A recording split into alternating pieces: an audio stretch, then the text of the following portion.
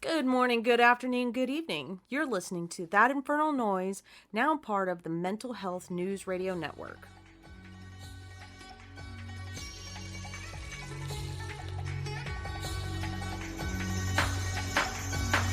Devil, not no more for these, you call me Ichigo. Now I let my aura grow as I pull my Zanpakuto. Let me introduce you, his name is Sangetsu. Well, he will only live if and when we let you. Been through a lot of things, killed oh so many hollows, didn't know at first which path was the right to follow. I don't fight, cause I want to win a fight, cause I have to. I will take my spirit energy and aim it right back at you. Fighting a nigga Byakuya taught me a lot of things, like how to channel and harness all my hate and rage in the form of a bankai. I don't understand why I'm the only one fighting, all the others stand by. I'm not such a saint to promise that I'll risk my life for strangers. Neither am I scum enough to sit back while they're in danger. Everyone looking at me like I'm a superhero, like this is the Matrix and I'm playing Neo. But I'll see my duty through. What the fuck else would I do? Just let it all rot or leave it up to Udi. You a fuck all that now, cause I'm the one in full control. That is until the hollow takes control over my soul. I'm a fucking anime kid. Make a point. I'm a fucking anime kid. Make a point. I'm a fucking anime kid. Make a point. I'm a fucking anime kid. Make a point. I'm a fucking anime kid. Make a point. I'm a fucking anime kid. Make a point. I'm a fucking anime kid. Make a point. And if you don't like it, shut the motherfucker. What up, y'all? Welcome to That Infernal Noise. If you've been here before, I thank you for coming back. If it's the first time here, well, welcome to the shit show. I am the Tie-Dye Jedi. I've never thought about doing my own intro for myself and big upping myself. I should look into that. I am the Tie-Dye Jedi, the hippie hip-hop head, the malleable metal head. I'm Robert. This week, I want to talk about shit that I've been through. Shit that, well, I mean, I talk about that every week. I talk about that every episode. I talk about the shit that I've been through. It's the whole point. In particular, what I want to talk about is something that's been constant in my life, and I know a lot of people that I've known is dealing with our darkness. A lot of us found solace and comfort in it whenever we were younger. It didn't change as we got older because that's what we knew. It's what was comfortable. It's what gave us our power, in my estimation. Maybe not our power, but it definitely gave us our security blanket. And it's not easy to get rid of that. It's not easy to break that habit of just going into the darkest place possible as far as being self-loathing, being depressed, being whatever, the fuck the world mentality. I try not to be that personally. Now, and having a conversation with Gabriel yesterday, it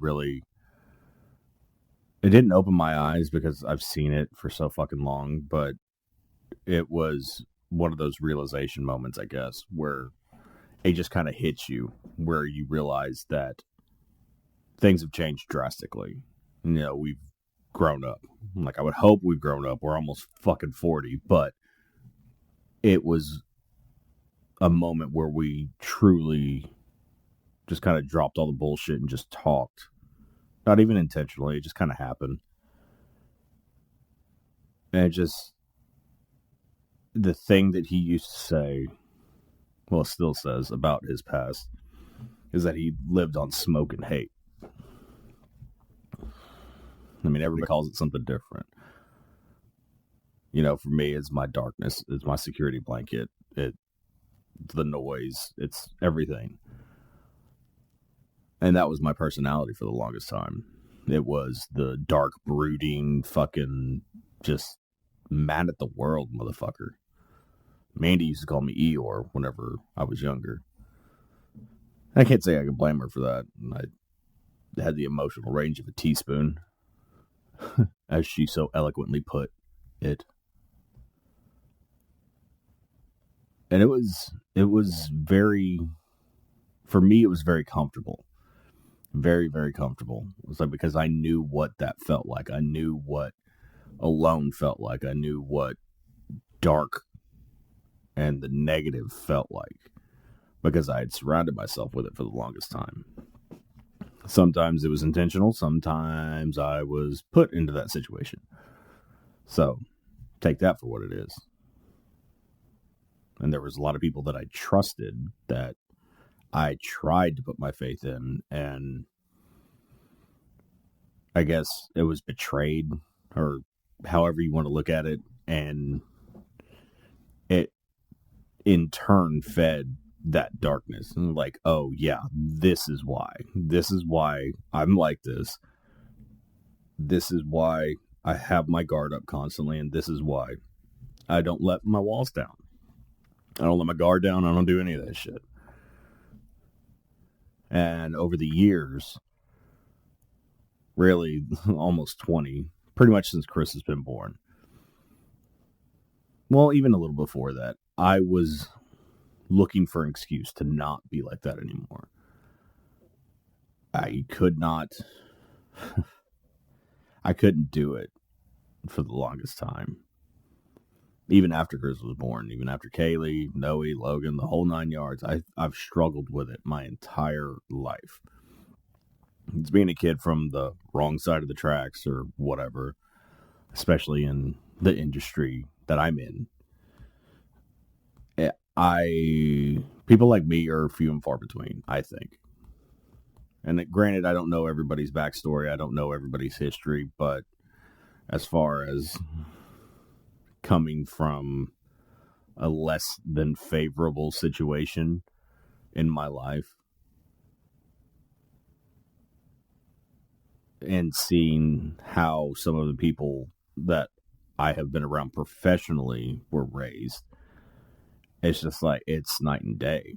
And it's not a bad thing necessarily. It's just we have different ideals, different perspectives, because I grew up in the thick of it, and a lot of people grew up watching it on TV, kind of thing.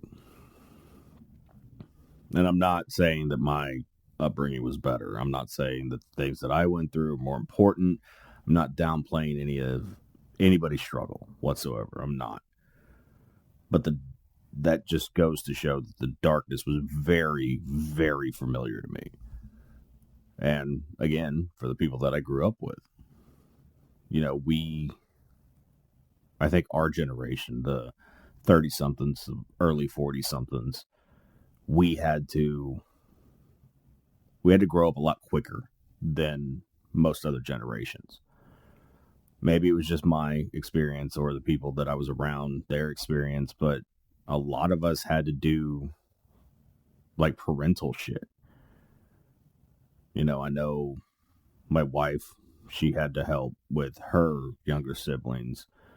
Mandy had to help with her younger siblings. Gabriel was constantly watching his little brother. I didn't necessarily have to do that, but I had to grow up in the aspect that I was the one responsible for cleaning the entire house. I was the one responsible for making dinner before my mom got home from work. Shit like that. And I didn't have a lot of rules. I mean, I did, but I didn't give a fuck. I know that is probably not a positive thing, but I was a very confused child. I did not know where I belong. I did not know where I fit in. As I've said before on this, I was the Mexican kid who wasn't Mexican enough. I was the white kid that wasn't white enough. If I talked about hip hop, the metalheads didn't want to talk to me. If I talked about metal, the hip hop heads didn't want to talk to me. It's just like I never really found my footing anywhere. And couple that with moving around different schools and whatnot, it just created a very lone wolf mentality, I guess. And I just kind of did my own thing all the time, retreated in my own head. I would just sit there and like listen to music constantly, or just whatever, play video games, read comic books, all that stuff. Everything that was considered nerdy, I did. And I hid from a lot of people too because of it. Like whenever I was growing up in the early 90s, it was not fashionable to be a comic book nerd or a Star Wars nerd. Like, I got all my shit behind me. You can't see it because of the angle of the camera, but right above all that, I got all my Star Wars shit. And because of that, like, I'm not comparing my struggle to the LGBTQ community struggle whatsoever, but I was in the closet for, I don't know, the better half of 30 years, I guess. And it was dark in there. It was really dark. And that, I'm not saying I completely understand that struggle, but I kind of get it. Like, pretending to be something that you're not in order to fit in, pretending to not like these certain things or not be into certain things because it's, you're going to get shit for it. And I try not to judge people for what they're into, be it sexually or whatever fandom they're into or whatever. The funny thing, before we get on further, is that a lot of the people that would make fun of me are the same people that would be rabid fans whenever it came to the Cowboys, the Rangers, the Stars, any of that. They would make fun of me because I was into, just use Star Wars as an example. Meanwhile, they're wearing the jersey of their favorite team, screaming at the top of their lungs about how, oh, we did it. We won the Super Bowl, da-da-da-da-da. And they don't understand how they're cosplaying at that time. They're pretending, but that's neither here nor there. And I'm a big sports fan too. I'm not saying anything negative about that. It's just the irony. Anyway, being stuck in that mindset for the longest time and being surrounded by the negativity, and some of it was self-imposed completely. I'm not going to say it wasn't. I did create my own cocoon where I felt safe, and I didn't realize until I got older that I was actually surrounding myself with that negative energy. And I know that sounds woo-woo of me, but I believe in energy. I believe that is very real. It's like I'm not religious, but whenever I've gone into certain churches, I still can feel the permeation of the energy that they're directing. And I remember feeling it as a kid. I 100% remember feeling it as a kid. And whenever I was a kid, it was pure, if that makes sense. Like, I believed because I wanted to believe. Well, no, let me take that back. Not because I wanted to believe. I believed because I just believed. It was the blind faith thing. And there's nothing wrong with that. To people that are religious, I say more power to them now. I'm not the atheist drip that most people are. Like, I can't believe you're a fucking idiot. No, you're not.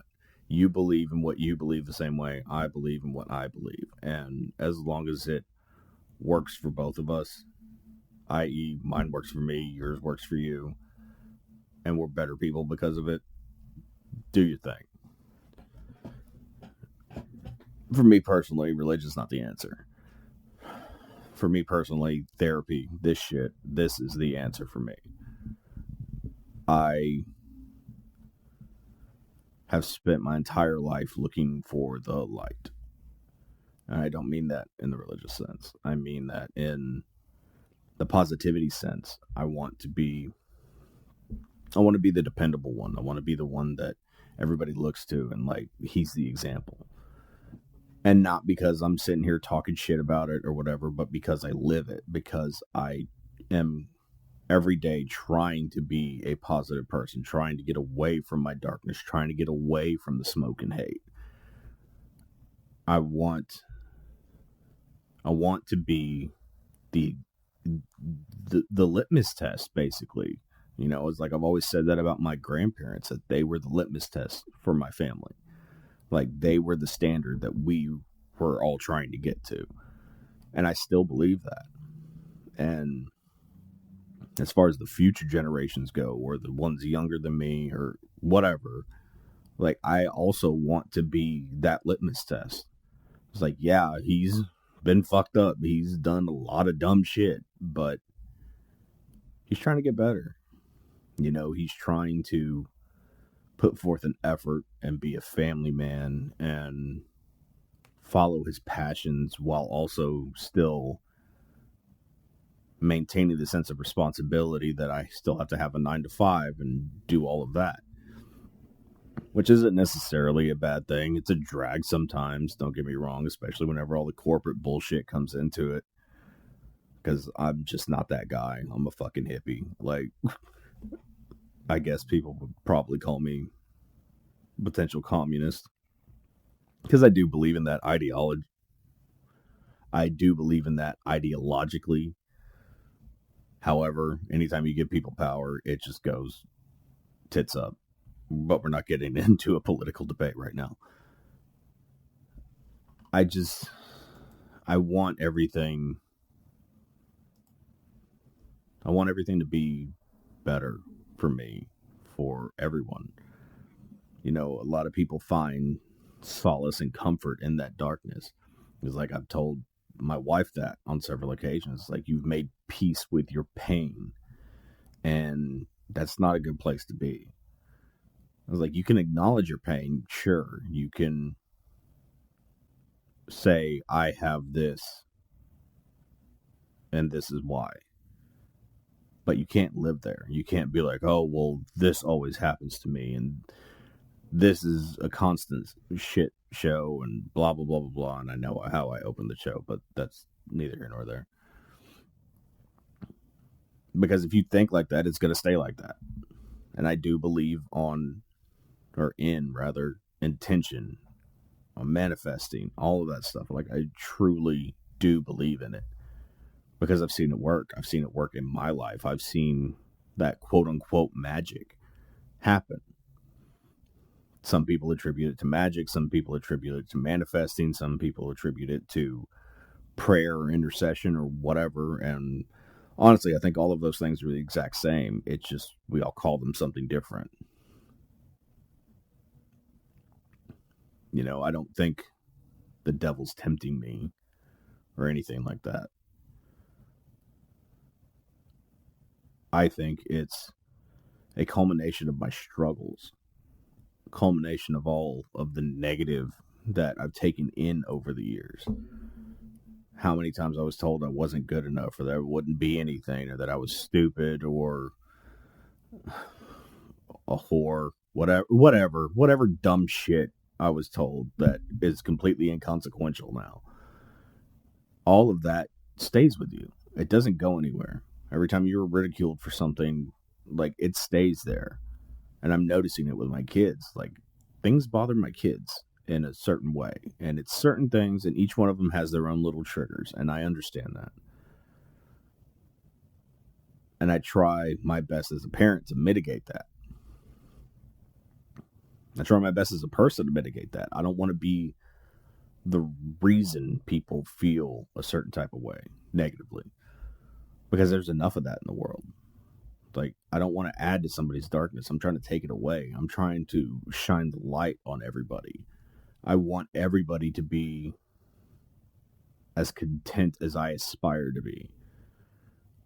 Like, for me personally, and it seems to be the case for the rest of my family, it's easier to explain things to people and easier to help people through their struggles as opposed to dealing with our own. And I did that for the longest. It was a shit show. Because I constantly put everybody else before myself. And I still do that to a certain extent, but now I know my limit. I know that I can put so much of myself into somebody else. That sounded bad. Well, I mean, that too, I guess. But I could put so much of myself out there and give as much as I possibly can. And now I know when to stop. And I don't mean to cut somebody off. I mean, okay, I've given, now I need to back off and I need to receive and recharge. That I know, again, that sounds hippie, but it is what it is. Like, I vehemently believe that we need to take time for ourselves so we can assess the darkness that is growing in us. And some people have that, some people don't. Because I realized in all of the therapy that I've been through and everything that I've discussed with therapists and all that bullshit, and I realized that everybody struggles different. It's like, we don't all have that voice in the back of our head. And that totally blew my mind, that there are people, functional adult people, that don't have a voice in the back of their head. They don't have that, what I call it is my noise, my infernal noise. Like, it just doesn't shut the fuck up. And some people just walk around life not having that, not trying to finish people's sentences, not listening and then reacting before they hear the entire thing or whatever. There's people that can just function normally and don't have that. And I'm not joking whenever I say that blew my fucking mind, because I thought literally everybody was going through the same thing. And we're not. We are, in the aspect that we're all living the same human experience, but that's where it stops. And then everybody's experience is unique from that point on. I can't judge somebody that was raised in the suburbs, that had a better life, that had a better upbringing, that had a closer knit family, whatever you want to say. And they shouldn't judge me. They shouldn't judge me because I wasn't the well-to-do kid, or I was a bastard child, or whatever,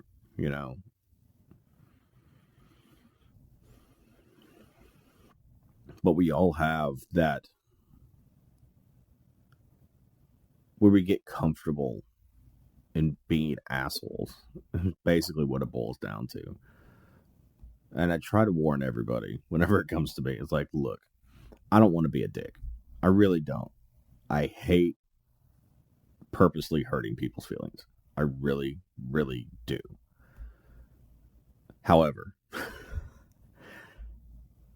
if you start shit and you were trying to tear me down, just know that, as Christopher Titus said, I am an insult Navy SEAL. Like, I know how to get under your skin and make you cry. Am I proud of it necessarily? Not really, but it is a trait that I have, because as close to the light as I try to travel, it's, the darkness is still there. I could still fucking tap into it.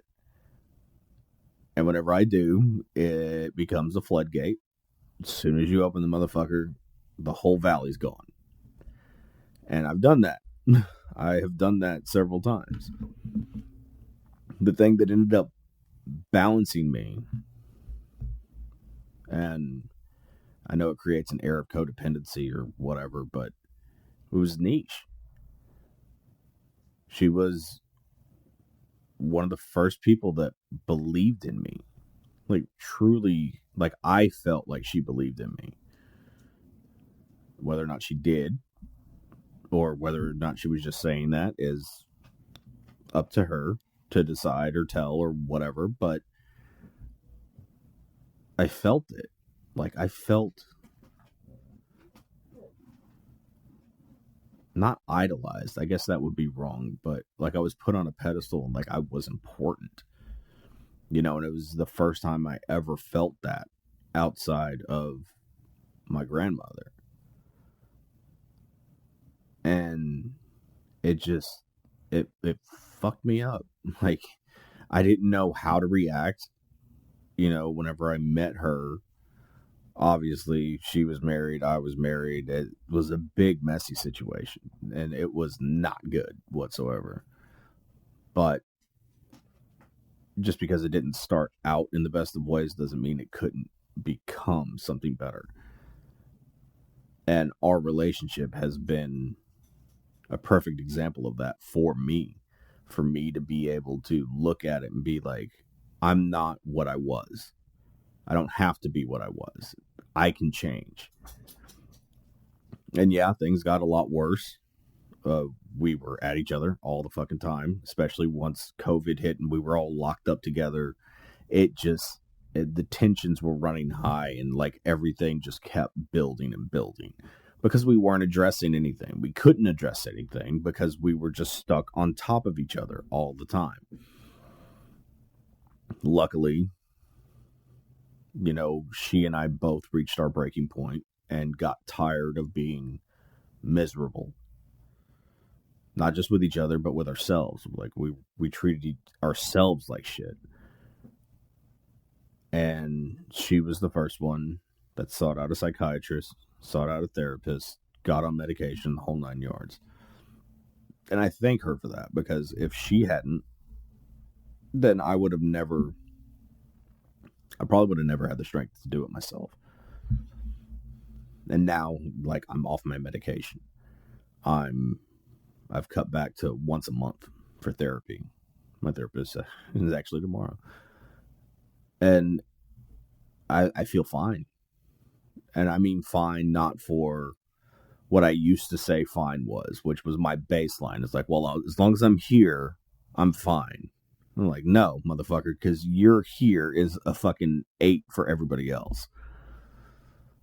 Which makes my 8 to 10 scary as fuck, which people could attest to. But my baseline is a normal baseline now. It's content. It's cool. It's happy. It just is. I'm not looking for perfect by any stretch. I don't want perfect. I fucking hate the idea of perfect, because what is perfect?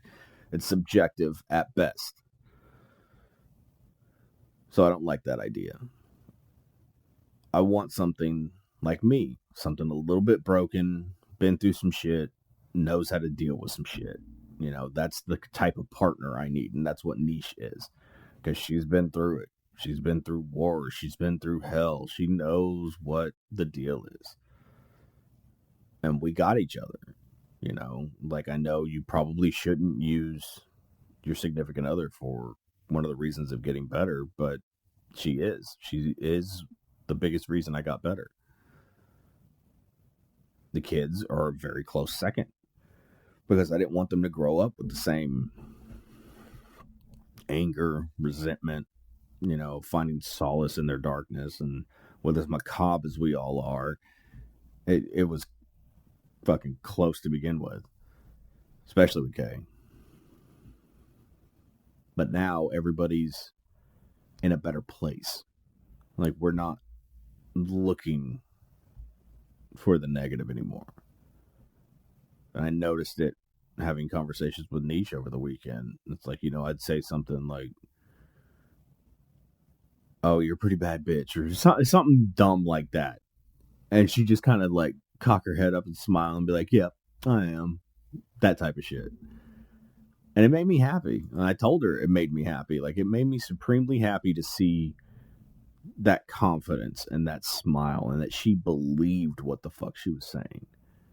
Because for so long, both of us, it was the exact opposite. As soon as anybody said anything nice, it was just like, man, fuck that. Like, I ain't shit. This ain't shit. You're just gassing me up. Blah, blah, blah, whatever. And sometimes that may be true. To strangers, it may be true. But if the person you love and the person who loves you is telling you that, chances are you should believe it. And I had a real big problem with that because of all of the negative bullshit that I've been through over the years. And I didn't believe her for the longest time, you know. And it took a while, but over the past 2.5 years, whatever it is, we've done so much work and had so many conversations where we just check the temperature with each other all the time. Like, yo, I know you didn't mean anything by it, but this thing upset me. Okay, well, this is what I actually meant. I'm sorry that you felt like that. I'll try not to do that again. And it may not be in those exact words, but that's what we do. That's what we do because we are not afraid to put in the work anymore. We're not afraid of the other person's reaction. You know, for a long time, she was very gun shy about saying anything critical because I had a hairpin trigger and I was ready to fucking go at any moment because it was the fight or flight. It's like, okay, I'm not leaving, so I got to fight. And it's just, there's better ways to handle that shit, as I soon discovered. You know, she's an awesome woman. I'm pretty fucking cool, I think. And I know, and see, like, I feel bad because it sounds cocky, but I don't mean it to be cocky. It's just like, no, I think I'm pretty fucking dope to hang around. I'm definitely fun to listen to, even if you think I'm full of shit. It's fun as shit to listen to me rant. That's why I like doing the podcast, because I like hearing myself talk, according to all the people that I'm closest to. Anyway,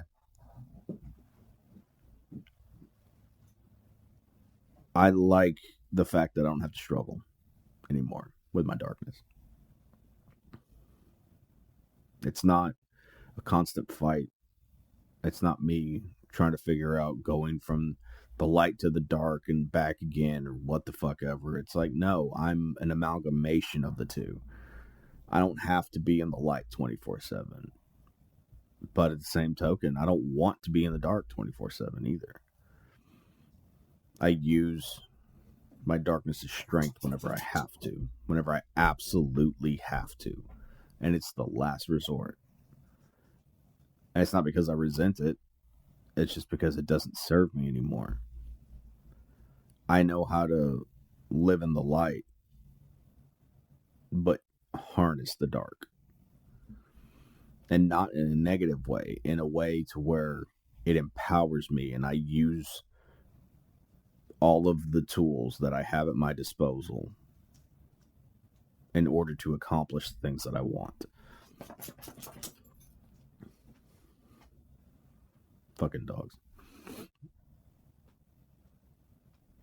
I try to use both. I try to maintain the balance. I don't want to be like fucking Anakin. I want to be like Ahsoka. And I know that sounds weird, but my Star Wars nerds will get it. You know, this whole life is a struggle. It's not easy for anybody. We all have our own shit. We all go through loss, grief, change, growing up, anything and everything. We all go through it in different ways.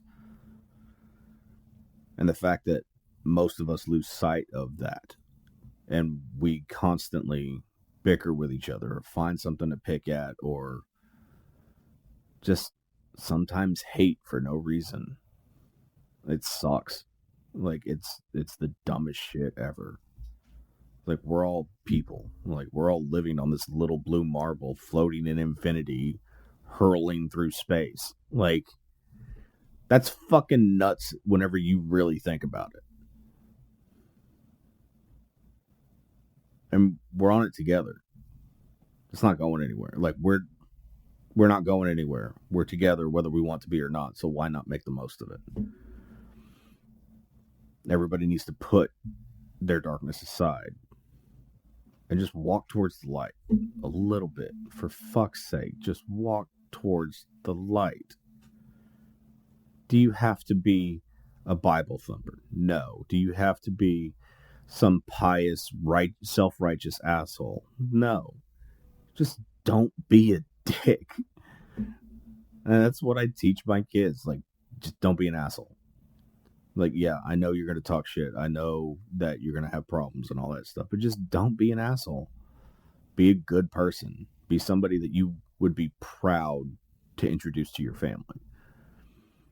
And that's it. That's the episode for today. I appreciate all of you listening. Come back 2 weeks. Check out my merch. I got it on my link tree. That Infernal NPC on everything. Give me a follow. Give me a like. Give me a subscribe. Whatever. Tell me to go fuck myself. I don't care. Whatever. Just start interacting with shit. Again, thank you all for listening. And remember, don't let the noise make you. You make the noise. Thanks for listening to this week's episode. If you like the show or know somebody who would, please subscribe and share to help us grow the show. You can follow us on all socials at thatinfernalnpc. You can listen on YouTube and Podbean at That Infernal Noise or anywhere else you get your podcasts. Please tune in next week. Same bat time, same bat channel.